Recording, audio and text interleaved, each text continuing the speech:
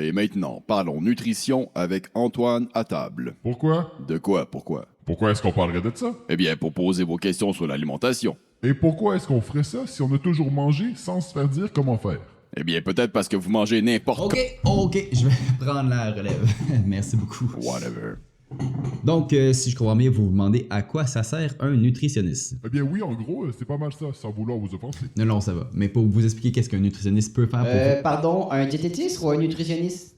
Oui, en fait, nutritionniste et diététiste, c'est la même chose. Donc, au Québec, on utilise les deux termes, ça veut dire la même chose. Par contre, par rapport au Canada, on va plus utiliser le terme dietitian ou diététiste. Pour la France, En France, on utilise les termes nutritionniste ou diététicienne ou diététicien, mais ils veulent pas dire la même chose qu'au Québec ou au Canada.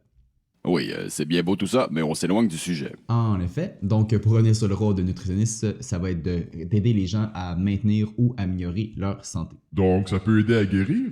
En effet, bon, de façon générale, on veut que l'alimentation serve plus à prévenir que guérir, mais dans certaines situations, c'est sûr que de manger des choses spécifiques à une condition peut aider à guérir plus vite. comme quoi? Ça peut être aussi simple que d'aider à récupérer après un accident ou une opération, mais sinon il y a des alimentations spécifiques là, pour certaines conditions, entre autres le diabète, le cancer, les maladies du rein, le cœur, les troubles digestifs, et j'en passe. Ok, mais si on n'a pas tout ça, on n'a pas besoin de nutritionniste. Mais en fait, il y a une différence entre être correct puis être optimal. Donc, même si on sent qu'on va bien, c'est toujours une bonne idée de faire une petite vérification, même si c'est juste pour se faire dire qu'on fait tout comme il faut.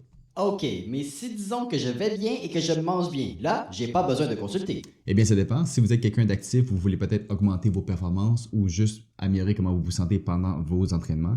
Sinon, vous pourriez faire un changement d'alimentation puis avoir besoin d'aide pour être sûr de comment le faire puis un peu d'accompagnement à ce niveau-là. Pourquoi on changerait d'alimentation? Bien, il y a plusieurs raisons. Ça pourrait être pour des raisons éthiques, environnementales, pour accompagner un proche, pour la santé, juste par curiosité ou par plaisir.